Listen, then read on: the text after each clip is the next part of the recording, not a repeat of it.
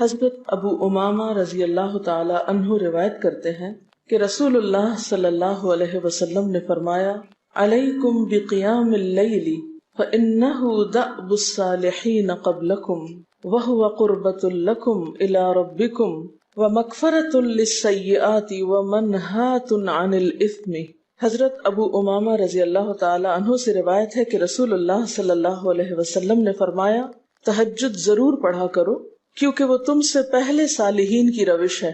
یعنی یہ نماز صرف امت مسلمہ کے لیے نہیں بلکہ ہم سے پہلے دیگر امتوں کے جو نیک لوگ گزرے ہیں ان کی روش بھی یہی ہے، اور تمہارے لیے اپنے رب کے قرب کا وسیلہ ہے۔ یعنی تہجد وسیلہ ہے کس کا؟ اللہ کا قرب حاصل کرنے کا، اور گناہوں کے مٹنے کا ذریعہ ہے، اور مزید گناہوں سے بچنے کا سبب ہے۔ یعنی پچھلے گناہوں کے صاف ہونے کا ذریعہ، نمبر 3 مزید گناہوں سے بچنے کی طاقت انسان کو نصیب ہوتی ہے اس کے ذریعے، یعنی گناہوں سے روک بنتا ہے۔ یہ روایت جو ہے ابن خزیمہ کی ہے۔ حضرت ابو ہریرہ رضی اللہ تعالی عنہ روایت کرتے ہیں کہ رسول اللہ صلی اللہ علیہ وسلم نے فرمایا، اس شخص پر اللہ کی رحمت ہو جو رات کو اٹھا، پھر نماز تہجد پڑھی، پھر اپنی بیوی کو جگایا، پھر اس نے نماز پڑھی، پھر اگر عورت غلبہ نیند کے باعث نہ جاگی تو اس کے منہ پہ پانی کے چھینٹے مارے، اور اس عورت پر بھی اللہ کی رحمت ہو جو رات کو اٹھی، نماز پڑھی، اپنے شوہر کو جگایا، پھر اس نے نماز پڑھی، پھر اگر شوہر نہ جاگا تو اس کے منہ پر پانی کے چھینٹے مارے۔ برابر کی بات ہے، دونوں کے لیے اجر بھی برابر کا ہے، اور دونوں کو حق بھی برابر کا ہے جگانے کا، اور دونوں کو پانی کا چھینٹا مارنے کا بھی حق ہے، اور اس میں کسی کی بھی بے عزتی کی بات نہیں۔ یعنی عورت اگر ایسا کرے اپنے شوہر کے ساتھ تو وہ اس کی طرف سے کوئی روڈنس نہیں ہوگی، کیونکہ عام طور پر جب کسی کو نیند کی حالت میں جگایا جاتا ہے اور خصوصاً اگر اس پہ پانی پھینک دیا جائے تو وہ کیا سمجھتا ہے کہ اس کی بہت بے عزتی ہو گئی یا اس کے ساتھ بہت برا کیا گیا، اور عموماً لوگ اس وقت بہت غصے کا مظاہرہ پھر کرتے ہیں کہ کیوں جگایا جا رہا ہے۔ حضرت ابو ہریرہ رضی اللہ تعالی عنہ کہتے ہیں کہ رسول اللہ صلی اللہ علیہ وسلم فرماتے تھے، فرض نماز کے بعد سب نمازوں سے افضل تہجد کی نماز ہے۔ یعنی فرائض بہرحال افضل ہے، اور نوافل میں سب سے افضل تہجد کی نماز۔ رسول اللہ صلی اللہ علیہ وسلم نے فرمایا، جب انسان سوتا ہے تو شیطان اس کے سر کی گدی پر 3 گریں لگاتا ہے اور کہتا ہے کہ رات بڑی لمبی ہے، اس کو تھپکی دیتا ہے اور کہتا ہے لمبی رات ہے، ابھی سوئے رہو، ابھی ٹائم ہے، ٹھہر کے اٹھنا، یعنی اس کو سلائے رکھتا ہے۔ اگر وہ بیدار ہو کر اللہ کا ذکر کرے، یعنی آنکھ کھلے اور اللہ کا ذکر کو شروع کر دے تو ایک گرہ کھل جاتی، شیطان کے پھندے سے انسان آزاد ہونے لگتا ہے۔ اگر وضو کرے تو دوسری گرہ کھل جاتی، اگر نماز پڑھے تو تیسری گرہ کھل جاتی، اور وہ شادمان اور پاک نفس ہو کر صبح کرتا ہے۔ یعنی جو شخص صبح نماز کے وقت پر، تہجد کے وقت، یا پھر کم از کم فجر کے وقت اٹھ جاتا ہے، اللہ کا ذکر کرتے ہوئے وضو کرے اور پھر نماز پڑھ لے، سورج نکلنے سے پہلے پہلے یہ کام کر لے تو وہ ایک مطمئن شخص کی طرح اٹھتا ہے، ورنہ اس کی صبح خبیث اور سست نفس کے ساتھ ہوتی۔ عام طور پر ہم اطمینان کی تلاش میں رہتے ہیں، سکون کی تلاش میں رہتے ہیں، اور یہ سوچتے ہیں کہ ہمیں ڈپریشن ہے یا ہمارے اندر ایک غم ہے، تو ہم اس کے اسباب نہیں جانتے کہ سبب کیا ہے۔ ان کے اسباب میں سے ایک بڑا سبب شیطان کی گرفت میں ہونا ہے، اور شیطان اپنی گرفت ویسے تو دن کے وقت بھی انسان پر رکھتا ہے، لیکن خصوصاً رات کے وقت جب انسان سو جاتا ہے تو وہ نہیں چاہتا کہ سوتا ہوا اٹھے انسان، اور اگر انسان ہمت کر کے اٹھ جاتا ہے، ذکر کرتا ہے، وضو کرتا ہے اور نماز پڑھ لیتا ہے تو یہیں سے اطمینان قلب کا آغاز ہو جاتا ہے، اس کی تسلی ہو جاتی۔ رسول اللہ صلی اللہ علیہ وسلم نے فرمایا، اللہ تعالیٰ ہر رات آسمان دنیا پر نزول فرماتے ہیں، یعنی زمین سے سب سے قریبی آسمان پر۔ جب 1/3 رات باقی رہ جاتی ہے تو فرماتے ہیں، ہے کوئی جو مجھے پکارے؟ اس وقت اللہ تعالیٰ بندوں کو پکارتے ہیں، ہے کوئی جو مجھے پکارے میں اس کی دعا قبول کروں؟ ہے کوئی جو مجھ سے مانگے میں اس کو دوں؟ ہے کوئی جو مجھ سے بخشش طلب کرے تو میں اس کو بخش دوں؟ گویا یہ وقت دعا کی قبولیت کا وقت ہے، انسان جو مانگے اس کو ملتا ہے، اور خصوصی طور پر بخشش کے طلب کرنے کا وقت، جیسے قرآن پاک میں آتا ہے، وَبِالْأَسْحَارِ هُمْ يَسْتَغْفِرُونَ وَبِالْأَسْحَارِ هُمْ يَسْتَغْفِرُونَ، اور سحری کے وقت وہ استغفار کرتے ہیں۔ اب ہو سکتا ہے کہ آپ کہیں کہ نہیں، ہم نے تو زندگی میں کوئی خاص گناہ کیے ہی نہیں، اس لیے ہمیں تو بخشش کی ضرورت ہی نہیں. بخشش مانگے گناہگار لوگ، ہم تو نیک لوگ ہیں، نیک کام کرتے ہیں، دن رات قرآن پڑھتے پڑھاتے ہیں، اس لیے ہماری تو ضرورت نہیں. نبی صلی اللہ علیہ وسلم جن کے اگلے پچھلے سب قصور معاف کر دیے گئے تھے، وہ اتنا لمبا قیام کرتے تھے کہ ان کے قدم مبارک سوج جاتے تھے. حضرت مغیرہ فرماتے ہیں رسول اللہ صلی اللہ علیہ وسلم نے اتنا لمبا قیام کیا رات کو کہ آپ کے پاؤں سوج گئے. آپ سے سوال کیا گیا کہ آپ اتنی مشقت کیوں کرتے ہیں، اپنے آپ کو اتنا کیوں تھکاتے ہیں، حالانکہ آپ کے تو سارے گناہ معاف کر دیے گئے. آپ نے فرمایا کیا میں اللہ کا شکر گزار بندہ نہ بنوں؟ یعنی صرف گناہوں کی بخشش ہی نہیں بلکہ نعمتوں پر شکر بھی واجب ہے. جہاں ایک طرف گناہوں کی بخشش انسان کے لیے اللہ کے قرب کے راستے ہموار کرتی ہے، وہاں اللہ تعالیٰ کا شکر ادا کرنا بندے کو اللہ کا قرب عطا کرتا ہے. اچھا، اب پہلی سنت میں آپ کو بتاؤں گی کہ اگر آپ تہجد کے وقت اٹھے ہیں تو سب سے پہلے آپ کیا پڑھیں گے. حضرت عائشہ رضی اللہ تعالی عنہا فرماتی ہیں کہ رسول اللہ صلی اللہ علیہ وسلم جب رات کو تہجد کے لیے اٹھتے تو یہ پڑھتے 10 بار اللہ اکبر، 10 بار الحمدللہ، 10 بار سبحان اللہ و بحمدہ، 10 بار سبحان الملک القدوس، 10 بار استغفر اللہ، 10 بار لا الہ الا اللہ، اور پھر 10 بار اللہم اعوذ بک من ضیق الدنیا و ضیق یوم القیامہ. میں تیری پناہ میں آتا ہوں دنیا کی تنگی سے اور قیامت کے دن کی تنگی سے.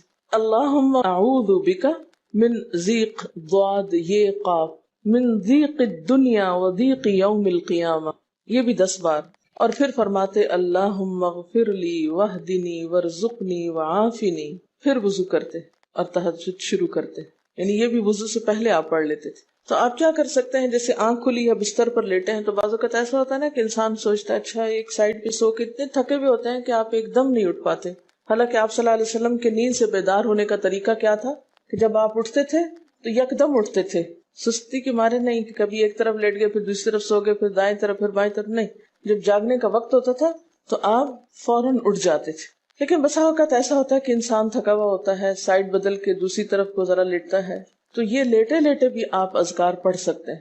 ٹھیک ہے، اور یہ سب آپ کو آتے ہی ہوں گے سوائے ایک وہ ذکر کے اللہم اعوذ بک من ضیق الدنیا و ضیق یوم القیامہ. اور ترتیب آپ یاد کر لیں اپنے بیڈ سائڈ ٹیبل پہ یا بیڈ پہ یا کہیں بھی، یہ نوٹس کسی پین کے ساتھ لکھ کے لگا دیں، چپکا دیں، اور جب یاد ہو جائے تو پھر اتار دیں، جب عادت بن جائے تو ہٹا دیں وہاں سے. ٹھیک ہے، جتنے دن عادت نہیں بنتی اتنے دن اپنے یادداشت کے لیے رکھ لیں. اسی طرح نیند سے اٹھ کر لا الہ الا اللہ وحدہ لا شریک لہ لہ الملک ولہ الحمد وہو علی کل شیء قدیر الحمد للہ وسبحان اللہ واللہ اکبر ولا حول ولا قوۃ الا باللہ. یہ بھی پڑھ سکتے ہیں. اچھا، ضروری نہیں کہ سب کچھ ایک ہی دن میں پڑھ لیں، یہ بھی آپ کر سکتے ہیں کہ ایک دن میں ایک چیز پڑھ لیں، دوسرے دن دوسری پڑھ لیں، تیسرے دن تیسری پڑھ لیں. ٹھیک ہے نا. اور اگر ساری ایک دن بھی پڑھنا چاہیں، دیکھیں وقت کی بات ہے نا. ہو سکتا ہے اس وقت عمر کے اس حصے میں آپ پہ بہت ذمہ داریاں ہوں، آپ یہ سب کچھ نہ پڑھ سکتے ہوں، لیکن زندگی کا ایک ایسا وقت بھی آتا ہے جب انسان بوڑھا ہو جاتا ہے، جب اس کے اوپر باقی ذمہ داریاں کم ہو جاتی ہیں، پھر نیند بھی کم ہو جاتی ہے، پھر زیادہ عبادت کا موقع ملتا ہے. تو ایسے میں جب انسان کے پاس عبادت کے لیے وقت اور موقع زیادہ ہو تو پھر یہ ساری چیزیں بھی پڑھ لیں. ٹھیک ہے نا.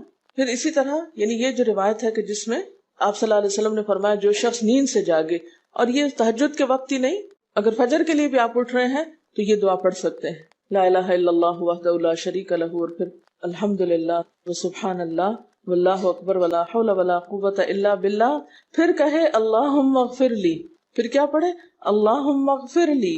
یا کوئی اور دعا کرے تو قبول ہوگی، اور اگر وضو کر کے نماز پڑھے تو وہ بھی قبول کی جائے گی. صبح اٹھتے ہی اللہ کی تعریف. اور آپ کو معلوم ہے کہ یہ جو چوتھا کلمہ ہے نا لا الہ الا اللہ وحدہ، اس کو دعا بھی کہا گیا، حالانکہ اس میں صرف اللہ تعالیٰ کی حمد و ثنا ہے، اور یہ یوم عرفہ کی دعا ہے. حدیث میں آتا ہے کہ مجھے اور مجھ سے پہلے انبیاء کو اس دن کی جو بہترین دعا سکھائی گئی یعنی یوم عرفہ کی دعا وہ لا الہ الا اللہ وحدہ لا شریک لہ.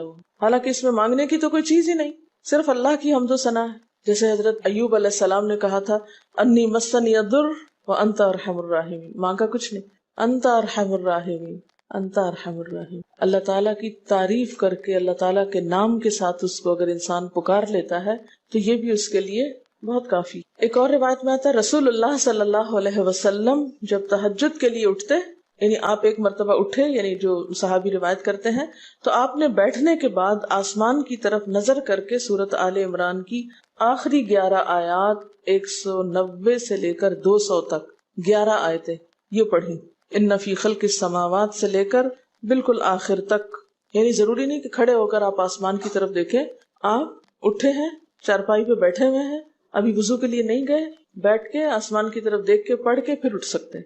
اب اس میں آپ دیکھیں نا کہ انسانی نفس کی بھی ایک رعایت ہو جاتی ہے. لیٹے لیٹے آپ نے ایک ذکر پڑھ لیا، بیٹھ کے آپ نے دوسرا پڑھ لیا، پھر آپ وضو کو چلے گئے، تو اس میں وہ جو ایک طبیعت کی کسل مندی ہوتی ہے وہ بھی ساتھ ساتھ اللہ کے ذکر سے دور ہوتی جاتی ہے، اور ایک سٹیپ کے بعد دوسرا سٹیپ لینا بھی آسان ہو جاتا ہے. اچھا، اس میں آپ دیکھیں حکمت کیا ہے کہ آپ صلی اللہ علیہ وسلم نے کیا فرمایا کہ آسمان کی طرف دیکھ کے پڑھا جائے تاکہ اچھی طرح آنکھیں کھل جائیں.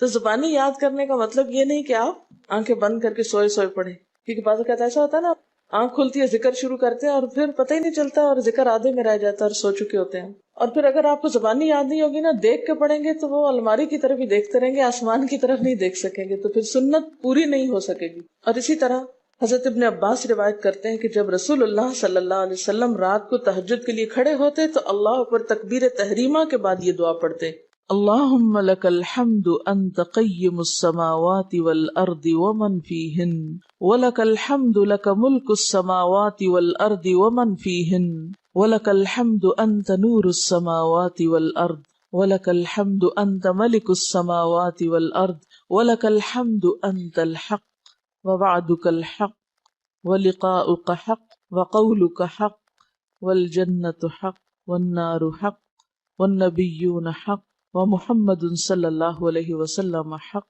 والساعة حق اللهم لك أسلمت وبك آمنت وعليك توكلت وإليك أنبت وبك خاصمت وإليك حاكمت فاغفر لي ما قدمت وما أخرت وما أسررت وما أعلنت أنت المقدم وأنت المؤخر لا الہ الا انت. الہی تیرے ہی لیے ہے ساری تعریف، زمین و آسمان اور جو کچھ ان میں ہے سب کو تو ہی قائم رکھنے والا ہے.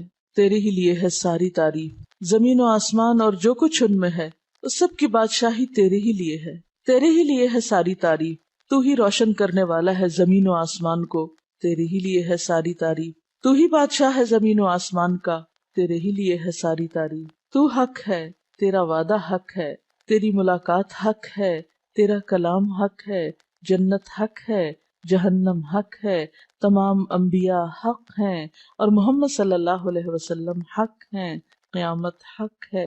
الہی میں تیرے سامنے جھک گیا، میں صرف تیرے ساتھ ایمان لایا، میں نے صرف تجھی پر بھروسہ کیا، میں نے صرف تیری طرف رجوع کیا، صرف تیری ہی مدد سے دشمنوں سے جھگڑتا ہوں، میں نے صرف تجھے ہی اپنا حاکم مانا. سو تو میرے اگلے پچھلے اور ظاہر و پوشیدہ اور جنہیں تو مجھ سے زیادہ جانتا ہے سارے کے سارے گناہ معاف کر دے.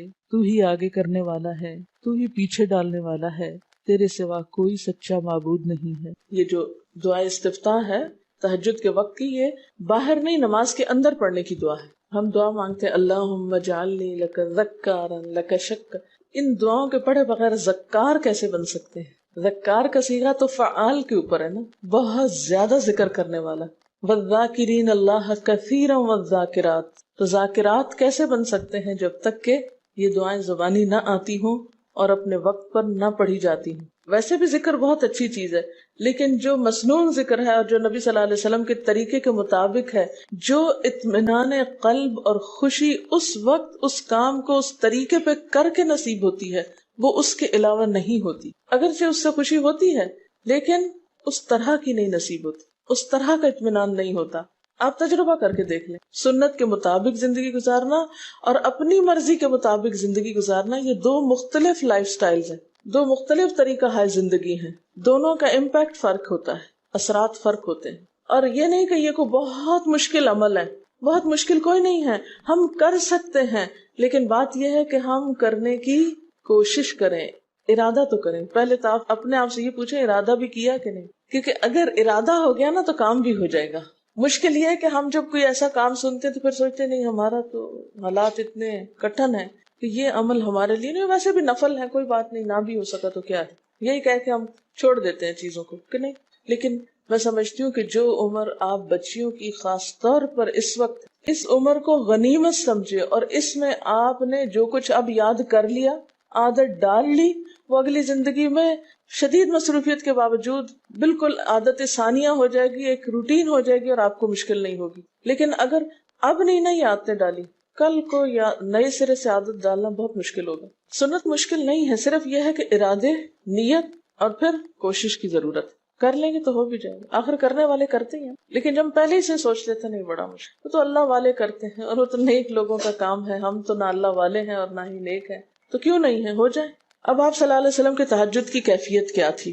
حضرت ابو ذر کہتے ہیں کہ رسول اللہ صلی اللہ علیہ وسلم نے تہجد میں اتنا قیام کیا کہ اس ایک آیت کو پڑھتے پڑھتے صبح کر دی. ایک آیت پڑھتے پڑھتے صبح کر دی. کون سی آیت تھی وہ؟ ان تعذبہم فانہم عبادک وان تغفر لہم فانک انت العزیز الحکیم. ایک آیت کو اتنی دفعہ پڑھا اور پڑھتے رہے اور پڑھتے رہے اور پڑھتے رہے، اسی میں صبح ہو گئی. تو طویل قیام جو ہے ضروری نہیں کہ وہ صرف کس وقت ہو، کوئی لمبی سورت پڑھ کے ہی، چھوٹی سورت بھی ہو سکتی ہے، لیکن روح کے ساتھ، شعور کے ساتھ اگر آپ دوہرا کے بھی پڑھیں. مثال کے طور پہ آپ نے کوئی سورت یاد کر لی ہے اور آپ پڑھنے کھڑے ہوئے ہیں اور آپ کو صحیح طرح آتی نہیں ہے، یا آتی ہے تو اتنی تیز نہیں آتی، بہت رٹی ہوئی نہیں ہے، تو کوئی بات نہیں، ایک آیت کو 2 دفعہ 3 دفعہ بھی آپ اس کو پڑھ سکتے ہیں اور اس طرح بھی پڑھ کے لمبا کر سکتے ہیں. یعنی طویل قیام صرف زیادہ قرات سے ہی نہیں، مختلف طریقوں سے ہو سکتا ہے. یہ آیت ہے سورۃ المائدہ کی 118 نمبر آیت ہے. اگر تو انہیں عذاب دے تو وہ تیرے بندے ہیں، اور اگر تو انہیں معاف کر دے تو یقیناً تو غالب اور حکمت والا ہے. حضرت حذیفہ رضی اللہ تعالی عنہ نے نبی صلی اللہ علیہ وسلم کو تہجد پڑھتے دیکھا. وہ کہتے ہیں سورۃ فاتحہ کے بعد آپ نے سورۃ بقرہ پڑھی، پھر رکوع کیا. آپ کا رکوع آپ کے قیام کی مانند تھا. ہماری تو کمر نہ ٹوٹ جائے. کر کے تو ذرا دیکھیں. میں نے زندگی میں پہلی دفعہ رمضان میں طویل رکوع اور سجدے کا موقع ملا. اس سے پہلے تو اس طرح کا سچ پوچھے کانسیپٹ بھی کوئی نہیں تھا، کیونکہ بہت سی چیزیں جب ہم پڑھتے ہیں تو ہم کہتے ہیں ہاں یہ نبی صلی اللہ علیہ وسلم کے لیے ہے، یہ تو آپ کی شان ہے اور آپ کا مقام ہے. ہم تو عام کمزور بندے ہیں. اصل میں ہم کمزور کیوں ہیں؟ اس لیے کہ ہم نے اپنی انرجیز بیکار باتوں میں بہت لگا رکھی، بیکار غم پالے ہوئے ہیں، بیکار مشغلے ہیں، بیکار گفتگویں ہیں. تو انرجی تو لگتی ہے نا. آپ فضول کی باتیں سوچیں تو کیا انرجی نہیں لگے گی؟ آپ لایانی چیزوں پہ کڑنا شروع کر دیں، کیا انرجی نہیں لگے گی؟ لگے گی. تو پھر آپ کے پاس کوئی تعمیری مثبت کام کرنے کے لیے نہ وقت ہے نہ انرجی ہے. پھر اس وقت تک آپ خالی ہو چکے ہوتے ہیں. رات کو دیر تک آپ اگر فضول گپ شپ کرتے رہے تو صبح اٹھے گا کون، اور پھر صبح پڑھے گا کون، اور اگر پڑھے بھی تو کیا پڑھے اس میں. کبھی آپ نے سوچا کہ احادیث کی یہ جو کتابیں ہیں یہ ساری کی ساری صرف آپ کی گفتگو نہیں، آپ کے عمل کا بھی احاطہ کیے ہوئے ہیں، اور ٹوٹل آپ کی گفتگو یہی ہے. اور اگر ہم اپنی گفتگو کو دیکھیں اور ہماری باتوں کی کوئی کتاب تیار ہو، نبی صلی اللہ علیہ وسلم کی عظمت کو پہچانیں، ہم اپنی گفتگو کا جائزہ لیں. اگر ہماری گفتگو بھی ریکارڈ ہو کر لوگوں کے پاس جانے لگے، لوگوں تک پہنچنے لگے، ہم عملی نمونہ کیوں نہیں لوگوں کے لیے؟ ہمیں دیکھ کر لوگوں کے عمل کیوں نہیں بدلتے؟ ہماری بات لوگوں پر اثر کیوں نہیں کرتی؟ کبھی سوچا ہم نے؟ صرف اپنی گفتگو کے آئینے میں ہی اپنے آپ کو پہچان لے کہ ہم کہاں ہیں، کون ہیں، کہاں کھڑے ہیں، لوگوں کے بیچ میں کیا باتیں کرتے ہیں، لوگوں کے پیٹھ پیچھے کیا باتیں کرتے ہیں، کہاں کس حال میں کیا کر رہے ہوتے ہیں. ہر شخص اپنے آپ کو خود پہچان سکتا ہے. کیا واقعی ہم اس لائق ہیں کہ کوئی ہم سے کچھ سیکھے؟ صرف اپنی گفتگو کے آئینے میں خود کو پہچانے. بعض اوقات کتنا بیکار بولتے ہیں، کتنا بے مقصد بولتے ہیں، کتنا ضرورت سے زائد بولتے ہیں. اس کا یہ مطلب نہیں کہ مصنوعی خاموشی اپنے اوپر مسلط کر لیں، کیونکہ پھر ہم دوسری ایکسٹریم پہ نکل جاتے ہیں. لیکن بامقصد گفتگو کتنی ہے ہماری باتوں میں جو واقعی فائدہ مند ہو، تو پھر ذرا روک بھی لیا کریں نا اپنے آپ کو. اپنے ساتھ خود ہی محنت کریں گے تو بات بنے گی. سوچیں تو، احساس تو کریں. جب کریں گے تو انشاءاللہ کامیابی بھی ہوگی. لیکن پہلی بات تو یہ نا کہ ہم جو کچھ کرتے ہیں نہ اس کا حساب کرتے ہیں، نہ اس کے بارے میں سوچتے ہیں کہ ہم کر کیا رہے ہیں. ہمیں نیکی نہ کرنے کا موقع یا ہمارے نیکی نہ کرنے کا ایک سبب اور ایک بڑی وجہ ہماری انرجیز کا بیکار چیزوں میں استعمال ہونا ہے، فضول کی سیاست میں ملوث ہونا ہے. اپنی ذمہ داریوں کا ہمیں ہوش نہیں ہوتا، دوسروں کے کاموں میں مداخلت خوب سوچتی ہے. خود کیا کر رہے ہیں اس کا کچھ پتہ نہیں، دوسرے کیا کر رہے ہیں اس سے بہت دلچسپی، یا کیا نہیں کر رہے. بہت سے لوگ، بہت سی خواتین کمر درد کی شکایت کرتے ہیں، اور اس کی ایک بڑی وجہ نمبر 1 رکوع کا صحیح پوزیشن پہ نہ ہونا ہے، اور نمبر 2 اس پوزیشن پہ کوئی ایکسرسائز نہیں ہماری ہوتی. یہ بتا رہی ہے کہ کسی کی کمر میں درد تھا اور ٹھیک نہیں ہوتا تھا کسی چیز سے، تو ڈاکٹر نے ان کو یہ مشورہ کیا کہ طویل رکوع اور طویل سجدے کریں. بیسٹ ایکسرسائز ہے، کر کے تو دیکھیں. اور اس میں آپ دیکھیں کہ صحیح پوزیشن پہ لائیں، بالکل اسٹریٹ رکھیں گردن اور کمر کو، پیٹھ اور گردن ایک لائن میں آنی چاہیے. بہت سے لوگ یوں ٹیڑھی کرتے ہیں، یوں کر کے بس کرتے ہیں، یہ غلط پوزیشن ہے، اس سے تو اور بیمار ہو سکتے ہیں. کئی لوگ سر پھینک دیتے ہیں نیچے کو، یہ بھی غلط پوزیشن ہے، اس سے بھی کام خراب ہوتا ہے. اگر آپ صحیح پوزیشن پہ رکوع لمبا کریں تو یقینی طور پہ کمر درد کا علاج ہے. تو پٹھے مضبوط ہوتے ہیں نا کمر کے، آپ اس کو روک کے رکھے ہوتے ہیں ایک سیدھی لائن میں. 2 فیٹ کے درمیان کا فاصلہ بھی بہت معتدل رکھے، نہ تو بہت قریب رکھے اور نہ بہت کھلا رکھے، بالکل معتدل، جس میں آپ آرام سے سکون سے کھڑے ہو سکیں اور آپ کا بیلنس قائم رہے. بیلنس کو قائم کرنا بے حد ضروری. ٹھیک ہے. حضرت حذیفہ نے نبی صلی اللہ علیہ وسلم کو تہجد پڑھتے دیکھا. وہ کہتے ہیں کہ سورۃ فاتحہ کے بعد آپ نے سورۃ بقرہ پڑھی، پھر رکوع کیا. آپ کا رکوع آپ کے قیام کی مانند تھا، یعنی جتنا لمبا قیام تھا اسی طرح رکوع تھا. پھر آپ نے رکوع سے سر اٹھایا اور کھڑے ہو گئے، اور آپ کا قوما یعنی رکوع کے بعد اٹھنے کا وقت بھی کافی طویل تھا. ہم تو بعض اوقات اٹھ کے کھڑے نہیں ہوتے کہ نیچے چلے جاتے ہیں، تو وہ بھی طویل تھا. صرف 2 رکعتیں بھی آپ ایسی پڑھ لیں نا کافی. اگر عام دنوں میں نہ پڑھی جائے تو ویکینڈ پہ پڑھ لیں. ہمارا تو ویکینڈ پہ لمبا سونے کا پروگرام ہوتا ہے نا، تو چلے دوبارہ سو جائیں، لیکن ہفتے میں 1 دفعہ کر لیں. اگر روز نہیں بھی کر سکتے 2 دفعہ کر لیں، ٹوائس اے ویک کر لیں. پھر آپ کا سجدہ آپ کے قومے کی مانند تھا، یعنی جتنا آپ کھڑے ہوئے تھے اتنا آپ پھر سجدہ کیا. آپ دونوں سجدوں کے درمیان اپنے سجدے کی مانند بیٹھے تھے، یعنی 2 سجدوں کے بیچ میں بھی آپ اتنی دیر بیٹھے جتنی دیر آپ نے سجدہ کیا تھا. پس آپ نے 4 رکعتوں میں سورۃ بقرہ، آل عمران، نساء اور المائدہ پڑھی. ہمیں اگر خود نہیں بھی آتی اور کوئی پڑھانے والا اتنی لمبی ایک دفعہ بھی تراویح کوئی پڑھا دے یا کوئی نفل پڑھا دے تو ہم دوسری دفعہ اس کے پاس نہ پڑھیں. تقریباً 7.25 پارے بنتے ہیں، جس کو ایک منزل کہا جاتا ہے. ایک دن کے تہجد میں آپ نے اتنا پڑھا. اور یہ تو قرآن کی قرات تھی، لیکن بیچ کے وقفوں میں تسبیحات اور اللہ کی تعریف اور حمد و ثنا اور ذکر، یہ آپ پر بس تھا. یہ وہی کر سکتا ہے جس کو واقعی اللہ سے حقیقی محبت ہو، صرف دعوے کی حد تک نہیں. میں کہتی ہوں چلے روزانہ نہ صحیح، ہفتے میں 1 بار، ہفتے میں نہیں، مہینے میں 1 بار، مہینے میں نہیں تو سال میں، رمضان میں، کسی موقع پر کچھ تو اللہ سے تعلق آئے، کچھ تو قرب پائیں. ہر شخص کے بس میں نہیں کہ ہر روز ایسی عبادت کرے، کیونکہ اللہ کے رسول صلی اللہ علیہ وسلم کا بہرحال مقام کچھ اور تھا. لیکن کچھ شوق، کچھ حسرت، کچھ تو دل میں ہونا ہی چاہیے، کوئی نیت، کوئی ارادہ، کوئی عزم، اور پھر اس کے لیے کوشش. تو وقت بچے گا کچھ آپ کے پاس فالتو باتوں کے لیے، فضول چیزوں کے لیے، کچھ سوچنے کے لیے، ٹینشن کے لیے بچے گا کچھ؟ سب کچھ بھاگ جائے گا، کچھ بھی نہیں بچے گا.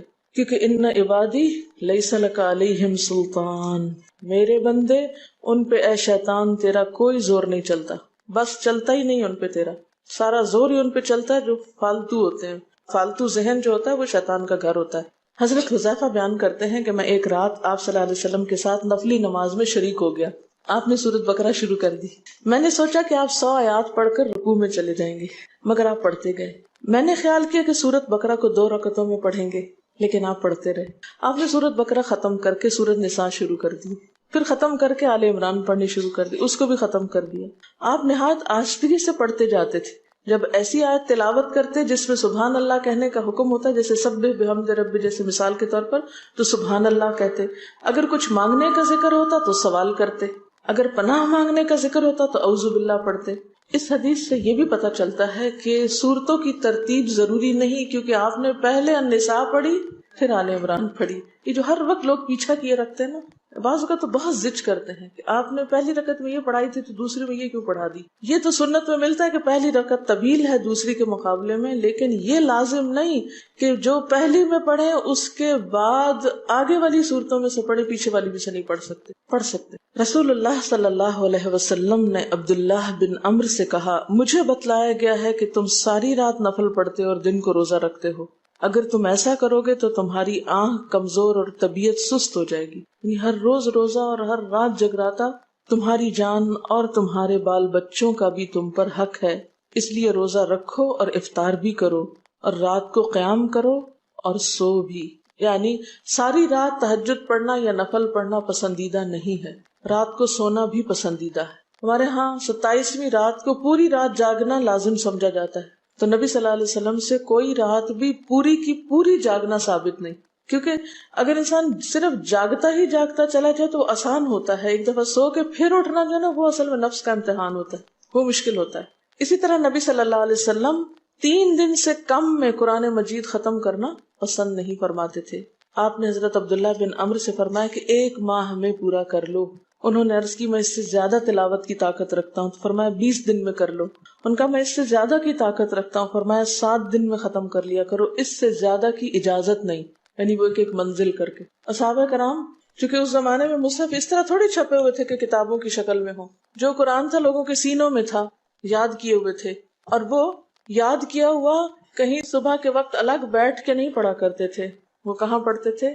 تہجد میں نماز کے اندر پڑھا کرتے تھے۔ اب یہ تو ہم لوگوں کی مشکل ہوگی نا کہ ہمیں آتا کچھ نہیں زبانی، تو پھر ہم دیکھ کے پڑھتے ہیں تو نماز میں پھر وہ مشکل ہوتا ہے، تو الگ رکھ کے پھر اس کو پڑھ رہے ہوتے ہیں، ٹھیک ہے۔ لیکن زیادہ بہترین پڑھنا نماز کے اندر کا پڑھنا ہے، اگرچہ دیکھ کے پڑھنے کی اس میں بھی اجازت ہے، لیکن ان کی چونکہ شدید حرص تھی حضرت عبداللہ بن عمرو کی، تو آپ نے ان کو 3 دن کی پھر اجازت دے دی تھی، اور آپ نے فرمایا کہ اس شخص کو قرآن کی کچھ سمجھ نہیں ہو سکتی جو 3 سے بھی کم دن میں قرآن پڑھے۔ نبی صلی اللہ علیہ وسلم نے فرمایا جو شخص رات کے نوافل میں 200 آیات تلاوت کرتا ہے وہ اطاعت گزار مخلص لوگوں میں شمار ہوتا ہے۔ انہ من عبادنا المخلصین، وہ آتا ہے نا قرآن پاک میں انبیاء کی صفت میں سے۔ تو جو شخص رات کو نماز میں یعنی نفل میں 200 آیات تک تلاوت کرتا ہے وہ اطاعت گزار مخلص بندوں میں شمار ہوتا ہے۔ اور سنن دارمی میں واضح طور پر آتا ہے کہ نبی صلی اللہ علیہ وسلم ساری رات نوافل نہیں پڑھا کرتے تھے،